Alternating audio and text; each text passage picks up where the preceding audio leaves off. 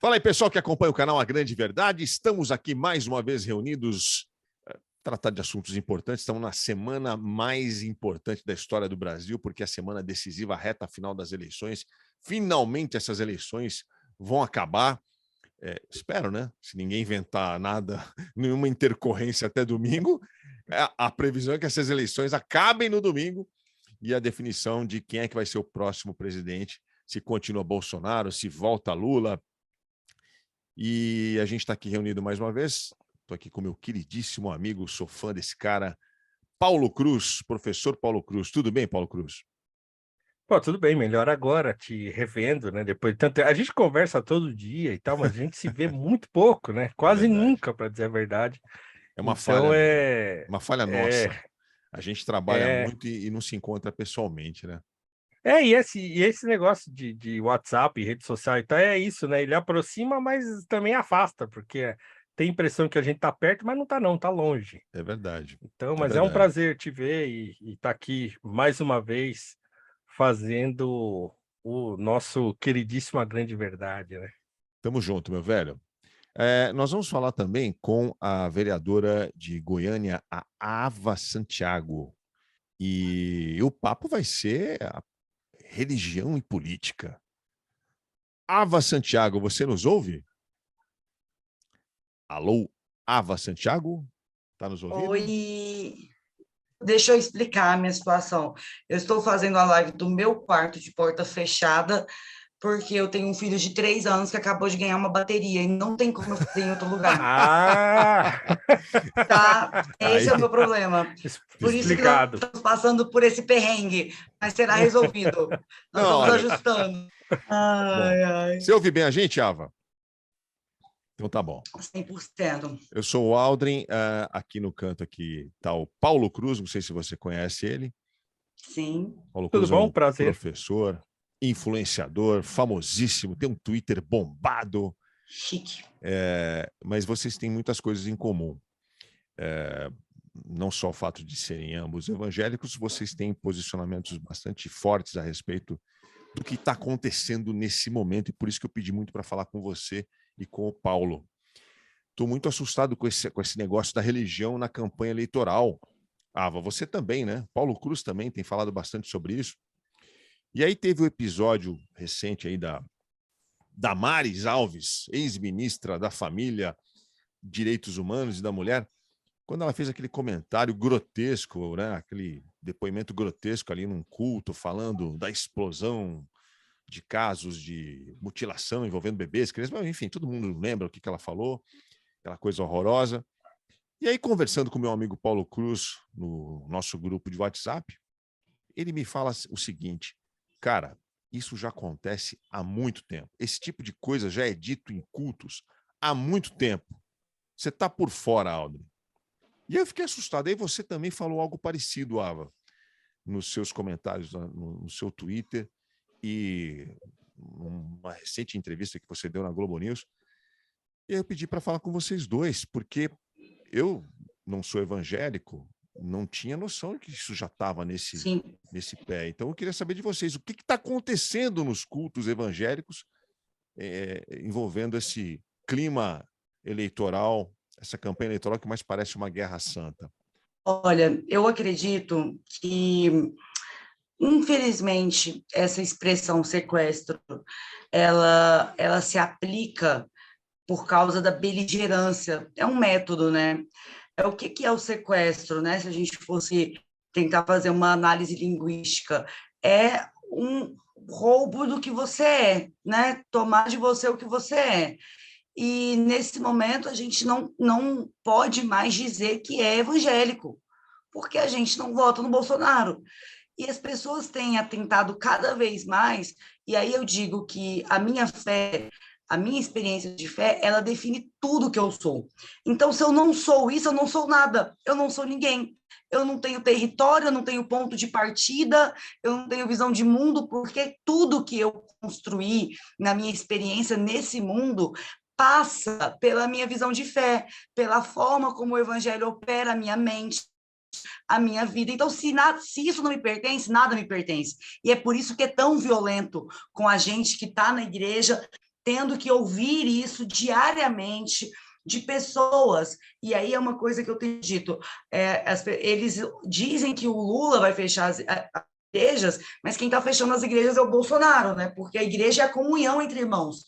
E a comunhão entre irmãos está absolutamente implodida nesse momento, sabe? A ponto de pessoas que eu sempre recorri, porque a comunidade de fé, Audrey, e o Paulo sabe disso, assim, ela é muito mais do que você estar no mesmo prédio adorando a um Deus que aquelas pessoas adoram. Isso é um elemento da prática de fé. A prática de fé é comunitária, ela envolve relacionamento, ela envolve você colocar os seus talentos a serviço das pessoas, a serviço do reino, no nosso caso, e também a rede de suporte que a gente tem. Então, é tão comum, você tá doente, você liga para o irmão da igreja pegar o carro dele e te levar se você está sem carro, você chama esses irmãos para almoçarem com você no fim de semana, você conta com isso e você sabe que receberá gratuitamente, porque esse preço já foi pago na cruz. Então, esse fortalecimento que extrapola as paredes da igreja, o templo é o que faz de nós igreja. Então, se tem alguém fechando igrejas, é o Bolsonaro, porque se eu não posso mais pertencer a essa comunidade porque eu não voto nele, tudo isso se perde. É muito mais do que apenas o direito de dizer que eu creio. Porque se fosse só o direito de dizer que eu creio, tudo bem. E eu ia dizer que eu creio, a outra pessoa ia discordar, e eu ia seguir em frente, mas não, vai diretamente na nossa forma de existir, nos nossos vínculos afetivos, nas nossas expectativas de mundo. E aí, quando o Paulo, você menciona que o Paulo disse que isso já acontece há muito tempo, nós, e quando eu digo nós, eu digo nós enquanto sociedade e enquanto agentes públicos, falando a partir do meu lugar, nós perdemos a habilidade de enxergar as nuances, porque a Damares é uma figura, ela fez a fala abjeta na minha igreja, aqui em Goiânia, pessoas que eu amo muito, que eu respeito muito, que são fundamentais para eu ter me tornado quem eu sou, estavam lá e aplaudiram a Damares e ficaram preocupados com a fala da Damares. Eles não aplaudiram, e eu conheço essas pessoas no íntimo, não aplaudiram a Damares por identificação com a sua sordidez, não, mas pela eficácia desse trabalho que ela faz. A eficácia desse trabalho, instalar no coração dos crentes um medo, um terror tão grande que pessoas absolutamente inteligentes, conhecedoras do evangelho, se tornam presas fáceis para um discurso tão facilmente comprovável que é falso, que é perverso, que é manipulador. Mas por que isso? Porque a Damares estava lá em 2012, nos corredores do Senado, conversando esse tipo de potoca, falando esse tipo de atrocidade. E nós, de forma até soberba, pensamos, vai dar nada, é a doidinha do fundo do ônibus, ninguém para conversar, ninguém para escutar, o doido do fundo do ônibus, ele começa a gritar lá, um olha para o outro, ri e a viagem segue. Não era, a doidinha do fundo do ônibus virou a motorista da viagem, e a gente sequer percebeu que ela estava passando do fundo do ônibus para a cadeira da frente, porque nós ficamos absolutamente autocentrados nas nossas próprias realizações intelectuais, nas nossas próprias bolhas de relacionamento, e infelizmente quando nós percebemos, o caldo já tinha entornado, né? Quando eu digo que isso acontece há muito tempo, é que, assim, a gente tem no Brasil, e acho que não é só no Brasil, mas, enfim, vou falar do nosso contexto. A gente tem uma situação, principalmente nas igrejas pequenas, de periferia, um celeiro muito fértil, né? Um solo muito fértil para propagação dessa teologia do medo, e dessas teorias conspiratórias espiritualizadas. Então, quer dizer, desde eu me converti no ano 2000, então, quer dizer, há 22 anos que eu estou vivendo essa vida de um crente, né, de um evangélico, assim, full time, porque eu sou muito ativo, sempre fui muito ativo, sempre gostei muito de estudar e tal. Mas, assim, a gente ouve desde sempre, assim, esse papo de, sei lá, o chip da besta, né? Então, quer dizer, o pastor falava isso de púlpito, assim, ó, tem que tomar cuidado, porque tem o chip da besta e não sei o quê, né? Eu escrevi semana passada no meu artigo da Gazeta do Povo, de que eu trabalhei um tempo na FEBEM, fazendo trabalho social lá, através de uma ONG. E essa ONG tinha muitas pessoas que eram recuperadas de cadeia, da FEBEM mesmo, ou de drogas. E assim, eu vi essas pessoas saírem da cadeia num dia, e aí na outra semana tá nas igrejas dando testemunho, falando da sua vida, falando que roubou, falando que matou, né? E o povo da igreja ouve e recebe aquilo como onde abundou o pecado, superabundou a graça, e aí dá glória a Deus para aquele negócio. E eu ficava olhando aquilo e falava, gente, mas essa pessoa não podia estar aí nessa posição tão precocemente, né? Ela ainda está numa posição de muita vulnerabilidade, isso é um perigo. E o modo como as pessoas recebem esse tipo de discurso acriticamente, né? Por quê? Porque tudo é espiritualizado, né? Tudo é tratado como se Deus estivesse operando ali um milagre, ou como se ele estivesse nos alertando de algo. Então, como está numa camada suprarracional, as pessoas recebem isso sem, ao menos, franzir, né, a testa e falar, pô, mas será que é isso mesmo? E aí você vê, num país em que grande parte dos pastores também, e infelizmente eu digo isso, muito infelizmente, são ignorantes mesmo, assim, têm pouco conhecimento, estudam pouco, né, e também são presas fáceis desse tipo de discurso, e aí você vai criando uma cultura, né? Então, o que a gente tem dentro das igrejas, sobretudo das igrejas pequenas, de periferia e tal, é uma cultura em que esse tipo de teoria, esse tipo de discurso é recebido sem ao menos gerar um assoberbamento das pessoas. Então, isso que a Damares falou na igreja, e as pessoas, né, aparece lá no vídeo, as pessoas com criança dentro do templo e olhando para aquilo assim, né? Não era questão de levantar e falar, peraí, o que essa senhora está falando, né? Então, as pessoas não estão mais perplexas porque elas estão acostumadas a ouvir esse tipo de coisa há muito tempo, né? O que elas não esperavam, ou o que eu não esperava, é que uma pessoa que tem um cargo na política tão importante, que ela se comportasse desse modo, né? Mas ela se comporta, porque se comporta assim, como diz a Ava, há muitos anos que ela se comporta desse jeito, né? Nas igrejas e no Congresso. Ava, você conhece a Damares há bastante tempo? Você falou de 2012, você estava construindo uma Eu ilustração, você realmente... atuo. Pode Não, falar. eu conheço, sim.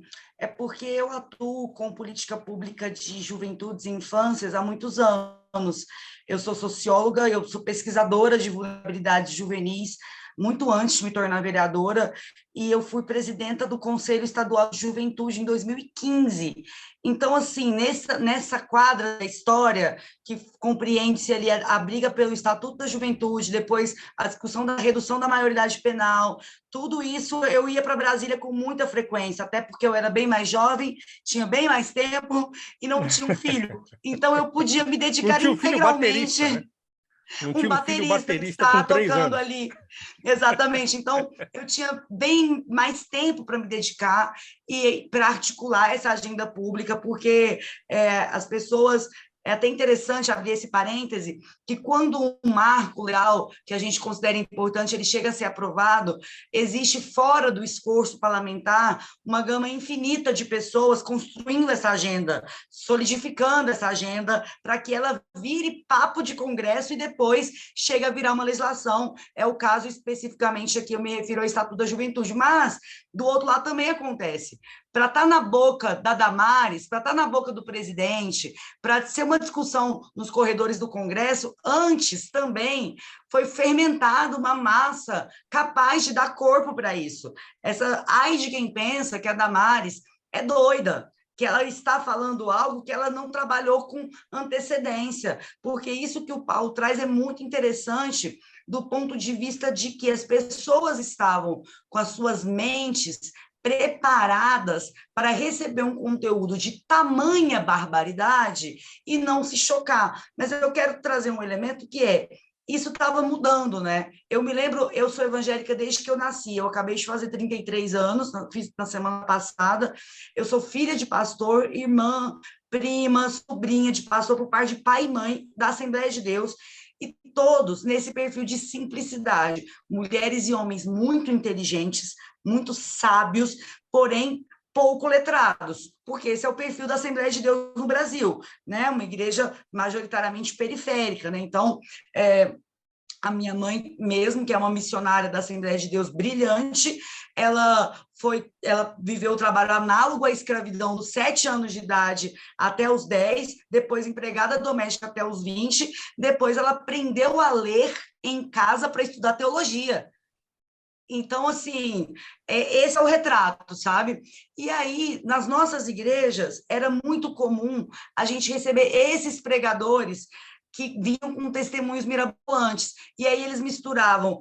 Eu lembro que tinha aqueles flyers, né? Era até engraçado. Hoje a gente olha e parece uma peça daquele meme, o Museu Histórico, o Museu da Histeria Brasileira, porque era assim, hoje lá na igreja, imperdível. Pastor Tausch tomou 20 tiros, foi o maior traficante da América do Sul, curado da AIDS, do câncer, do homossexualismo, e foi bruxo, consagrado, e nananã, e hoje, para a honra e glória do Senhor Jesus, ele vai estar lá na nossa igreja.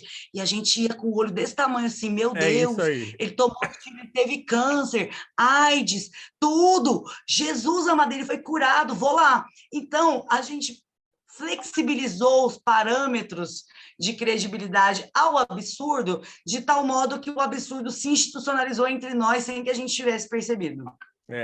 E é curioso uma coisa, só um ponto rapidinho, Aldrin, Claro. que vale dizer que a igreja da AVA, a Igreja Assembleia de Deus, e eu sei disso por quê? Porque a minha sogra é da Assembleia, né? E eu estava até conversando com a minha esposa esses dias, porque é o seguinte, a minha sogra é também uma pessoa muito simples, o meu sogro falecido ano passado era uma pessoa muito simples, a família dela é toda assembleiana, todo mundo muito simples, mas é um pessoal que tem muito temor de Deus. Então, a diferença, por exemplo, de uma igreja grande como a Assembleia de Deus e que tem uma teologia que é simples, mas é uma teologia muito centrada no temor de Deus. Então, você ainda encontra muita gente que, assim, que não se arrisca, que não sai falando barbaridade, não sai com loucura e tal. Por quê? Porque tem uma cultura de temor muito grande, né? Então, a Assembleia ainda segura um pouco isso. Agora, quando você vai para a igrejinha da esquina, com o nome da placa que o sujeito colocou lá com qualquer coisa, e ele toca do jeito que ele quer, aí, meu amigo, aí o negócio vai para qualquer canto mesmo. Então, ainda a Assembleia de Deus tem algum freio em relação a isso, porque, como a Ava falou, são pessoas muito simples, mas que têm muito temor e que estudam bastante dentro daquele contexto em que eles vivem, né? Assim, ainda que seja simples, mas é sólido, né? Isso ajuda muito, mas é um ponto na realidade diversa que a gente tem dentro das igrejas. Essa personagem Damares, ela me desperta muita curiosidade. Essa Damares que você começou a falar aí, Ava, de antes de se tornar ministra, ela já tinha um plano de se tornar uma política, porque pelo que você me fala, ela já circulava ali pelos corredores. Ela era assessora do senador Magno Malta, né? E na CPI da pedofilia. Então, ela tinha... O Magno, ele tocava ali a CPI da pedofilia, que vocês devem se lembrar, né? Eu acho que foi entre 2008 e 2011, mais ou menos, a duração da CPI, e a CPI ela começou muito interessante, numa parceria com o Ministério Público, que realmente desmontou esquemas de pedofilia, e ela acabou se tornando uma peça esdrúxula. Ela começou incrível, com bons indicadores, com bons resultados, mas quando eles viram quando eles se deram conta da matéria, do poder de pólvora dessa matéria para causar esse efeito que a gente está experimentando agora, eles também surrupiaram a seriedade da CPI e transformaram a CPI numa fábrica de contos aterrorizantes para instrumentalizar essa ideia que é hipócrita e mentirosa de que nós somos um país que odeia pedofilia. Nós não somos um país que odeia pedofilia. Nós somos um país que naturaliza e aceita a pedofilia em várias camadas, e a gente apenas finge que repudia a pedofilia quando casos extremos e abjetos vêm à tona. Mas é nesse mesmo país que a gente vê na rua tranquilamente pais de família mexendo com adolescentes do ensino médio, do primeiro ano, de moletom, saindo da escola. Claramente, aquelas meninas têm 14 anos, têm 13 anos, e elas são abordadas por homens que têm idade para ser pai e avô delas todos os dias a caminho da escola. Então, assim, como assim a gente é um país que realmente repudia a pedofilia, se a gente convive com esses homens fazendo isso, se eles fazem isso à luz do dia, se eles fazem isso com as filhas dos outros o tempo inteiro, e a gente sequer tem coragem de repreendê-los, porque se a gente repreende, a gente é chato, mimimizento, a gente está servindo a torta de climão. Então, eu atuo com educação em direitos há muitos anos. Quando eu vou nas escolas, Aldrin, Paulo, e eu pergunto para as meninas, quem aqui já foi abordada por um homem adulto na rua? Aí quase todas levantam a mão. Quem aqui tem 15 anos? 14. Véi, de repente, tem menina de 11 anos levantando a mão. Então, como é que a gente pode dizer que esse é um país que rejeita a pedofilia? Se esse fosse um país cauteloso, que tratasse esse tema com a seriedade que ele tem, jamais uma ministra detalharia o suposto crime tão bárbaro diante de uma plateia lotada. Porque quem trabalha com isso com seriedade tem muito zelo da forma que fala, porque você sabe que podem ter pessoas na plateia que são vítimas, que já foram vítimas, que aquilo pode dar gatilho, que aquilo pode levar alguém a ter uma crise de ansiedade, de ser hospitalizado, então você não fala daquela forma. Mas, como eu venho dizendo, a Damares é a consolidação de um país que faz terrorismo moral com temas como esse, mas que, na verdade, não se importa. É assustador, hein?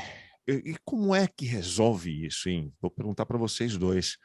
Como é que a gente consegue dar mais munição para os evangélicos terem pelo menos a iniciativa de questionar aquilo que eles estão ouvindo dos seus pastores? Tem como criar esse obstáculo? Isso é muito difícil, Aldrin, porque assim, o sagrado autoriza muita coisa, né? Então, por isso que eu considero, e já falei isso várias vezes, considero o Bolsonaro muito, mas muito pior do que o Lula. Apesar de eu nunca votei no Lula, nunca fui um cara de esquerda e tal, mas assim, eu considero muito mais perigoso do que o Lula, porque esse componente religioso, ele autoriza qualquer coisa. Então é muito difícil lutar contra isso, e é muito difícil lutar contra isso, sobretudo num contexto de uma igreja que é muito plural, que é a Igreja Evangélica Brasileira, e que tem entre os seus maiores líderes e expoentes pessoas de caráter absolutamente duvidoso, mas que tem uma audiência muito grande cativa na sua mão. Então, quer dizer, eles fazem o que eles querem com aquelas pessoas. Então, aquelas pessoas, elas aceitam qualquer coisa desses líderes. Eles têm tamanho poder de persuasão, eles têm uma retórica tão poderosa com esse público que eles têm, que essas pessoas vão para qualquer canto. Então, quer dizer, as pessoas vão ver vídeo agora que andou circulando entre ontem e hoje, aí, do Silas Malafaia apoiando o Lula lá em 2002. Então elas vão olhar esse vídeo hoje e elas estão nem aí, elas vão perguntar lá o que está acontecendo. Nada. Amanhã, se o Lula ganhar a eleição, eu tenho certeza que não vai demorar um mês para o Silas Malafaia ir sentar com o Lula lá e procurá-lo, porque esses pastores todos têm muito interesse em estar perto do poder. E o que vai acontecer com as pessoas que estão nas igrejas desses pastores? Nada. Eles vão ver o vento mudar e tudo bem, o sujeito sobe lá no púlpito, fala que foi Deus que deu uma direção para ele e as pessoas aceitam. Então é muito difícil a gente encontrar um espaço. Eu não sei se eu concordo com isso. Então, por favor, me ajuda, porque eu estou desesperado. Não é nesse sentido. Eu não vou te ajudar, acho que eu vou te deixar mais desesperado, porque eu acho que o bolsonarismo radicalizou as igrejas na base de uma forma tão brutal que quando esses líderes aderirem, porque eu concordo que eles vão fazer isso, os grandes líderes do evangelicalismo brasileiro são adesistas, eles sempre estiveram junto com o poder, eles sempre estarão junto com o poder desde a ditadura militar. Eu falo com muita tranquilidade que eu sou da Assembleia de Deus, assim como eu mencionei, de dentro mesmo, né, vivenciando a experiência pastoral na minha família. A Convenção Nacional da Assembleia de Deus Ministério de Madureira, CONAMAD, apoiou o Lula no segundo mandato, apoiou a Dilma no primeiro e no segundo mandato, e aí depois apoiou o golpe, quando percebeu que as instituições estavam caminhando para essa direção e que teriam acesso mais fácil ao poder com o Temer, que era um presidente fraco, do que com a Dilma, que tinha opiniões firmes e que por isso se desgastava politicamente. Então, nós estamos falando de uma cúpula, que ela não corresponde à grande maioria dos evangélicos, mas é uma cúpula adesista, é uma cúpula que converge sempre para os interesses de poder. A Dilma criou um ministério só para dar para a Igreja Universal, o Ministério da Pesca. É até hilário lembrar disso. O Ministério da Pesca foi criado para ser entregue nas mãos do Marcelo Crivella. E aí, exatamente. E aí, o que eu acho? Eu acho que na hora que eles começarem a aderir, eles vão enfrentar problemas muito grandes dentro das suas comunidades. Sabe por quê, Paulo? Porque eles alimentaram um monstro, é igual o bolsonarismo. O bolsonarismo ele é maior que o Bolsonaro. Se o Bolsonaro disser não peguem armas, é tipo o clube da luta, sabe?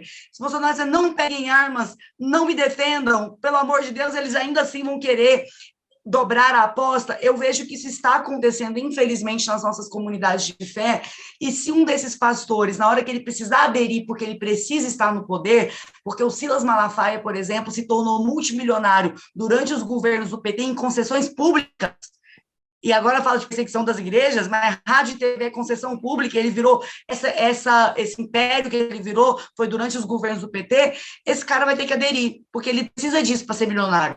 E aí ele vai cortar um dobrado, porque dessa vez não vai ser tão simples. Na hora que ele disser, eu tive uma inspiração de Deus, eles vão dizer, você não é de Deus, você é do diabo também, porque você não está defendendo o Bolsonaro, porque você está com o PT, eles vão pagar a fatura da radicalização que eles estão alimentando. Mas, se Deus te ouça, isso me dá esperança, hein? Olha, se isso aí é uma coisa que me dá esperança, de achar que as pessoas vão reagir a isso. Assim, eu acho que vai ser a chance que a gente vai ter de ajudar essas pessoas, né? Mas eu não sei, eu tenho um pouco de dúvida. Espero que aconteça. Ava, o que aconteceu com você? Como é que você se tornou capaz de questionar aquilo que você ouvia num culto? E hoje você é uma evangélica que sofre muitas críticas. Você relatou aí no início da nossa conversa que você não tem mais a mesma convivência que você tinha um tempo atrás, porque o que está rolando hoje te impede, né? O bolsonarismo chegou para dividir. Como é que você se tornou essa pessoa questionadora, essa evangélica diferente? Então, eu acho essa pergunta ela é bem interessante, porque eu sou evangélica e sou do PSDB, né? Eu sou presidente do PSDB de Goiânia, sou a primeira mulher a presidir o partido. Então, as pessoas, muito antes do Bolsonaro ser presidente, elas já me acusavam de petista por defender agendas de direitos humanos. E aí, quando eu sou questionada de como é que eu me tornei uma evangélica diferente, eu costumo responder como a igreja se tornou diferente do evangelho, porque o evangelho, ele sempre me conduziu a estar nesse lugar, que é um lugar de inquietação das injustiças. Eu falo, eu não sou de esquerda, eu sou crente. E quanto mais crente você é, mais inconformado com as injustiças você está, mais ao lado dos perseguidos você está. E eu tenho dito isso com muita frequência, uma igreja que prefere perseguir do que ser perseguida é uma igreja que está negando os pilares da sua existência, porque nós não fomos criados e feitos igreja, o projeto igreja, ele não existe para que a gente goze das bonanças do poder, mas para que a gente acolha aqueles a quem o poder permanentemente humilha, exclui e esvazia. É assim desde a igreja primitiva, é assim desde que Jesus esteve entre nós, desde sempre. Então, não sou eu que sou uma igreja diferente, é uma evangélica diferente, é a igreja brasileira que tem se comportado diferente daquilo que a Bíblia determina. Mas como eu cheguei a esse entendimento? Eu sou filha de pastor e missionária, e eles me ensinaram isso. Eu aprendi a ser crente com eles. Eu aprendi o evangelho com os meus pais, pastoreando em comunidades muito pobres. Meu pai era pastor em uma favela no Rio, na favela do Sapo, na zona oeste do Rio, em que a gente tinha, no nosso círculo de oração, um cara muito emblemático, que era uma irmã que o filho de uma tinha matado o filho da outra, que era policial, que morreu era policial, e o que matou tinha se tornado uma liderança do tráfico ali da Zona Oeste do Rio, e estava preso. E as duas oravam juntas, no círculo de oração. Esse é um retrato. Por quê? Porque os dois cresceram juntos, jogando futebol no mesmo campinho, futebol de meia, eram amigos de ter foto junto, comendo bolo de aniversário de criança. E, de repente, um quis ir para o BOPE, o outro, partindo do mesmo lugar, passando a infância na mesma igreja, o outro virou traficante. E, em uma dessas fatalidades da vida, quando o que estava preso matou o policial, ele se entregou em prantos. Eu matei meu irmão. E as duas oravam juntas. Esse é um retrato do Brasil, do Brasil. E eu aprendi a ser crente nesse lugar. Então, quando eu olho a forma que a igreja... E assim, ninguém queria, ninguém torcia para o que estava preso ser espancado, morrer na cadeia. A mãe do que tinha morrido orava e ser liberto, que, aliás, é o que está escrito na Bíblia, no livro de Ezequiel, fala, eu, por acaso, tenho amor na morte do ímpio? Não tenho, pelo contrário, eu quero é que se converta do seu mau caminho, está escrito isso na Bíblia. Então, como é que eu posso ter uma experiência de contato com o Brasil real e com o Evangelho real e achar que o poder está a serviço da igreja para eliminar aqueles que supostamente diferem dos nossos valores? Não tem jeito, né? É isso, perfeito. É o cristianismo bíblico, entende? Então, o que está acontecendo é que a igreja abandonou o seu caráter profético nesse mundo. Então, quer dizer, o cristianismo bíblico, ele é profético, ele não está de mãos dadas com o poder, nunca esteve. Aliás, quando esteve, deu ruim. Então, a Bíblia inteira tem exemplo disso, desde o Antigo Testamento até o Novo. Então, assim, não dá para você andar junto com o poder. Não dá, porque a igreja não como diz o próprio Evangelho, então, assim, vocês não são desse mundo, vocês estão nele, mas não são daqui. Então, quer dizer, o poder não pertence a vocês. Né? Então, assim, é isso, a igreja deixou de ser igreja.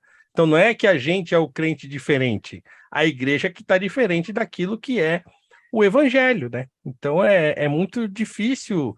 E você não consegue explicar isso mais para um crente bolsonarista, por exemplo, porque ele está de tal modo alucinado que ele acha que aquele versículo que fala para você vender uma capa e comprar uma espada, é isso, você tem que comprar uma arma, porque você tem que se defender. Mesmo 2 versículos para baixo, o Pedro cortando a orelha do guarda que vai prender Jesus, Jesus falando, mano, você tá maluco? Não é isso não. Ele vai lá, põe a orelha do sujeito de volta e fala, não, já não dá, chega, não é isso aí não. Então, assim, é muito difícil, mas as pessoas precisam fazer aquilo atentar para aquilo que a própria Bíblia diz, que o povo perece por falta de conhecimento. Então, não conhece, quando o vira Bolsonaro presa ficava fácil. falando de ministro terrivelmente evangélico, eu sempre dizia que o Brasil precisa não é de um ministro terrivelmente evangélico, mas de uma igreja terrivelmente parecida com Cristo. Todos esses problemas enfrentados, inclusive pela própria igreja, seriam sanados na busca de uma semelhança com Cristo e não na representação de um ministro, né? Exatamente. Excelente colocação. Bom, tá muito bom ouvir vocês dois, mas a gente precisa se encaminhar para o final aqui. Faltam 4 dias para a eleição, eu preciso tocar no assunto, né? Eu estava lembrando aqui, no ano passado, a gente estava no rádio ainda, Paulo Cruz, e a gente entrevistou o antropólogo Juliano Speyer, não sei se você conhece, Ava. Ele é autor do livro Povo de Deus, e uma pergunta que eu fiz para ele naquele momento foi como é que estava a divisão do eleitor evangélico. Lula, Bolsonaro. E ele disse, não, está 50%.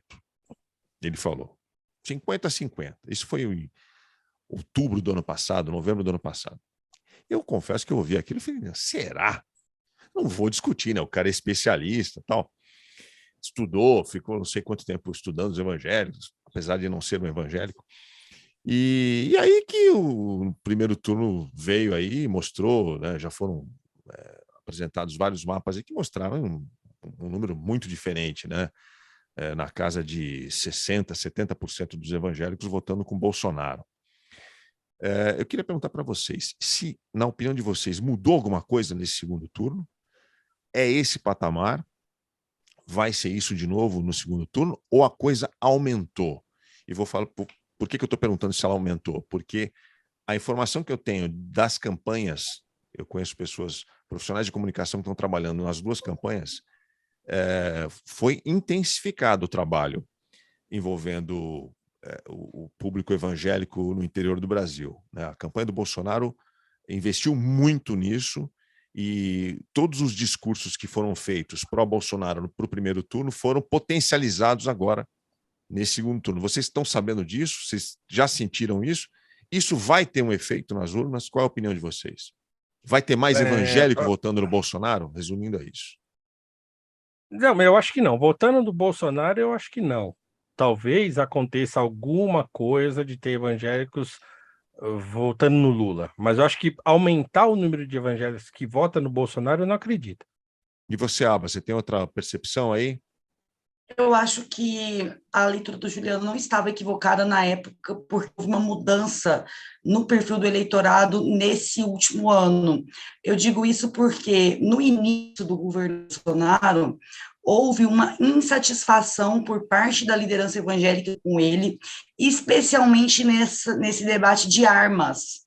Né? Eu me lembro até da própria bancada evangélica, na época, dizendo que não era a favor da flexibilização de armas e tudo. E aí, o que acontece? O Bolsonaro conseguiu transformar as medidas sanitárias em um discurso de perseguição das igrejas. Porque igreja não se fecha nem em tempo de guerra, quando, na verdade, as igrejas não estavam sendo fechadas. Os cultos estavam sendo suspensos. Igreja você não fecha mesmo, porque igreja sou eu, só se você me matar que você me fecha. Agora, os templos permaneciam, pelo menos aqui em Goiás, abertos para regime administrativo e não havendo a possibilidade de celebrar cultos. Mas ele conseguiu capturar essa percepção de incômodo, porque as pessoas que vivem em igreja, elas vivem muito a igreja, elas vivem muito, isso incomodou muita gente, e transformou isso em, olha, essas pessoas que são os meus inimigos, também são inimigos de vocês, nós temos inimigos em comum. Então foi por isso, naquela época, eu acho dar mais ou menos igual o Juliano te falou, 50-50, mas essa captura, ela foi eficaz, ela fez efeito, junto com toda essa outra pororoca de chorume, que são essas fake news que estão sendo alimentadas especificamente dentro do público evangélico nesse segundo turno. O culto que a Damares falou não foi um culto, foi um comício, foi chamado num sábado à tarde para receber a Damares e a Michele. Não tinha culto na igreja naquele horário. Elas estão rodando o Brasil dentro das igrejas. E só elas, vários líderes evangélicos tiraram esse mês de outubro para fazer campanha política dentro das igrejas, usando os púlpitos em defesa do Bolsonaro. Porém, eu concordo com o Paulo, que com tudo isso, quanto mais o bolsonarismo se expõe, mais ele também deixa brechas. Então, com tudo isso, nessa reta final, a forma como o bolsonarismo se tornou agressivo tem feito crentes que votaram nele no primeiro turno estarem de saco cheio, estarem enojados e não quererem votar nele no segundo turno. Então, acho que no frigir dos ovos nós temos uma estabilização do bolsonarismo, porque todo esse esforço deles, se ganha voto por um lado, perde por outro, especialmente dos crentes mais tradicionais. Muito bom, muito bom. Olha, gente, Ava, obrigado, viu, pelo seu tempo aí, adorei conversar com você. Já era fã das suas redes sociais, agora estou mais fã ainda. Espero que você tenha muito sucesso. Você falou que é do partido, qual que é o PSDB? Que partido que é esse? Eu não conheço, ele existe ainda? Não, olha só, não só existe... Eu estou te provocando, porque eu sempre votei no PSDB e estou muito triste aqui em São Paulo, porque não existe mais aqui em São Paulo. Não, mas eu acho que é muito importante que partidos grandes passem por momentos assim de desinchaço, porque a perspectiva de poder ela incha os partidos políticos, ela não faz com que eles cresçam. Então é bom passar por uns perrengues assim para dar uma desinchada e ficar só quem está disposto mesmo a construir uma agenda pública robusta e não apenas um debate falacioso como o PSDB infelizmente estava se comportando nos últimos anos. Então é ruim, mas é bom, sabe? Muito bom. Obrigado, viu, Ava? Boa sorte para você. Obrigada a você, é um prazer dividir esse espaço com vocês. Eu já acompanhava, assim, aqui em Goiás a gente fala, né, já ficava de butuca, e agora a gente conseguiu fazer esse encontro. Eu espero que a gente se reencontre mais vezes, com mais motivos para celebrar do que para se preocupar. Com certeza. Tchau, tchau. Muito obrigado, Ava Santiago. Obrigado, Paulo Ava. Cruz, meu amigo. Com essas belas palavras, a gente encerra aqui esse bate-papo, viu, Paulo? Muito bom, viu? Aprendi muito aqui. Mas eu confesso que eu fiquei mais triste do que quando eu comecei a gravação, tá? Vocês me deixaram preocupados. E esse Drops ainda piorou a situação. É desolador, né, cara? É desolador. Cara, É muito preocupante. É muito. O retrato que você pintou aí é que a conclusão que eu chego é que o evangélico é o eleitor dos sonhos, né? De um político canalha, de um político populista, mau caráter. Porque basta você fazer um acordo certo com as lideranças, que também, né, são tão sem caráter quanto, e você tem o eleitor na mão. Perfeito. Mas você vê, Aldrin, que é o que a Ava estava falando para a gente. Então, assim, antigamente, os pastores, é o que eu falei aqui, os pastores faziam isso sempre. Mas a igreja não era forçada a votar. Entendeu? O cara apresentava o sujeito lá no palco, falava, pedia voto e tal, mas lá o cara que estava ouvindo lá embaixo podia falar assim, eu não vou votar nesse cara. E pronto. Entendeu? Ninguém forçava. O pastor não persuadia as pessoas a votar no fulano de tal, cicrano ou beltrano. Colocava ele lá e falava, ó, tá aqui o nosso candidato. Como é que isso está sendo feito hoje? Que frases que você sabe que eles estão usando hoje? Os pastores dizem, como é que é esse forçar a votar? Não, primeiro, é dizer que o Bolsonaro é um enviado de Deus. Isso é um discurso que já está pronto aí, né, e de que ele foi colocado lá por Deus. Segundo, o pânico moral, né? Quer dizer, ó, se o Lula voltar, vai liberar a droga, vai liberar o aborto, vai fechar as igrejas e não sei o que e tal, esse discurso do pânico que também leva as pessoas ao medo, né? E esse discurso antes não tinha, né? Não tinha, ou pelo menos não era tão intenso assim. Então, a manipulação agora foi de tal ordem que as pessoas simplesmente aderiram cegamente, né? Isso que está acontecendo agora é novo, do sujeito fazer da igreja um comício, fazer um comício dentro da igreja, em nome de Deus, é isso. Então, quer dizer, você vê o discurso da Michele Bolsonaro e tal, não, eu tenho entendimento da coisa espiritual, e o meu marido é um enviado de Deus, e não sei o que, tal. Então, esse discurso religioso misturado com o discurso político, dentro dessas igrejas gigantescas, né, com todo mundo de verde e amarelo, e o pessoal com a foto do Bolsonaro lá em cima, no telão, né? E as pessoas fazendo um comício evangélico, isso é absolutamente novo, é um nível de profanação que eu nunca vi, né, que eu jamais vi dentro das igrejas. Então, é por isso que eu digo que esse troço é muito perigoso. Assim. Então, reverter isso, acho que vai dar um trabalho assim grande, né? Mas eu não acho impossível, não. Quando eu perguntei isso para você e para a Ava, como é que a gente dá munição, né, para o evangélico, eu achei que vocês iam falar uma palavra que eu não ouvi, que é a questão da educação, né, Paulo? Você não acha que o componente da educação pode fazer a diferença, inclusive para os evangélicos, ou isso, o sagrado sempre vai estar acima? Não, eu acho, mas assim, o sagrado nunca deveria se apartar do conhecimento, porque o cristianismo é uma religião de conhecimento. Né? E esse não é um problema de agora. Então, sempre foi um problema no contexto da religião, você fazer com que as pessoas estudassem. Então, quer dizer, sempre a questão espiritual sempre tem uma tendência de tomar a frente da coisa. Então, quer dizer, não, se eu já tenho Deus no cristianismo, então, no cristianismo evangélico pentecostal, a pessoa tem aquela crença no Espírito Santo, por exemplo, que é uma presença viva na vida do cristão. Tu fala assim, se eu já tenho um Espírito Santo que me conduz, né, que conduz a minha vida, que dirige a minha vida, os meus passos, para que eu preciso estudar?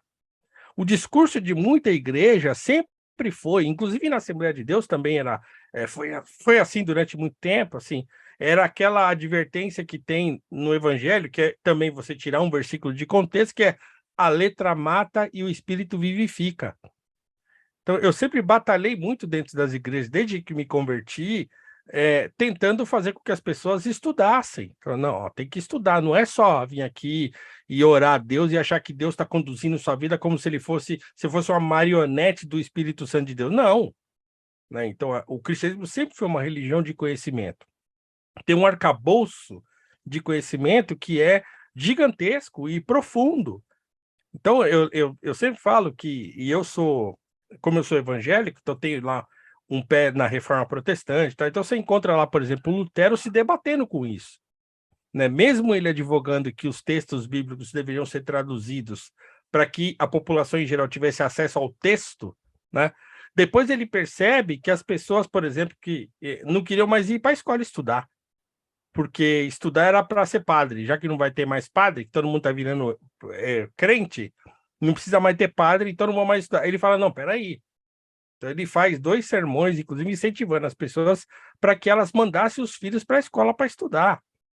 Né? Ou também, o que ele fala muito, ele escreve um catecismo grande, né, chamado de catecismo maior, e depois ele escreve um menor, que ele fala, e ele escreve ainda no título, Catecismo Menor para Pastores Preguiçosos e Indoutos.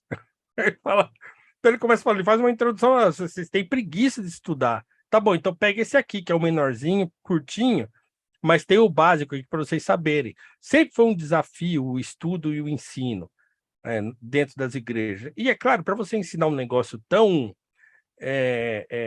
abstrato, tem que ter gente preparada para isso.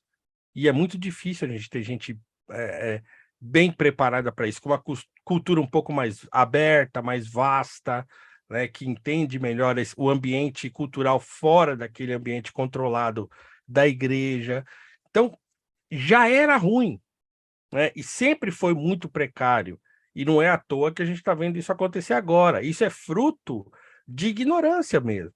Né? Então, as pessoas estão há décadas sendo conduzidas a banho-maria, né, na caldeira do inferno. Né? Então, é isso que está acontecendo agora. O resultado está aí. A explosão da ignorância é o crente bolsonarista. Então, eu acho difícil reverter. Por quê? Porque isso vem acontecendo há muito tempo. Então, assim, eu tenho crença, eu tenho fé de que as coisas não acontecem sem que Deus permita que as coisas aconteçam, e que há algo a se aprender com isso. E eu espero, sinceramente, que as pessoas, quando perceberem que elas estavam malucas, que elas entendam a necessidade de dar um passo atrás na loucura e, como diz a própria Bíblia, voltar ao primeiro amor, entender o que aconteceu, né, e se arrepender do seu erro, fazer aquele processo que Paulo chama de metanoia, que é você virar ao contrário. Você está vindo numa direção, você vira e vai para o sentido contrário. Né? É isso que a igreja brasileira vai precisar. Aí, gostou da conversa? Pois é, eu também. Se você curte o programa, dá uma força para a gente aí, para a gente conseguir continuar fazendo um trabalho bacana para vocês aqui, trazendo sempre conteúdo relevante. Então, se inscreve no canal. Se você já se inscreveu, compartilhe com seus amigos, com a sua família, recomenda lá os nossos vídeos no seu grupo de WhatsApp, clica no sininho, dá um joinha, faz um comentário, uma crítica, uma sugestão, é sempre muito bem-vindo. A gente acompanha de perto o retorno que vocês colocam para a gente ali no nosso canal, tá bom? Obrigado a todos, a gente volta em breve com mais uma entrevista aqui em A Grande Verdade.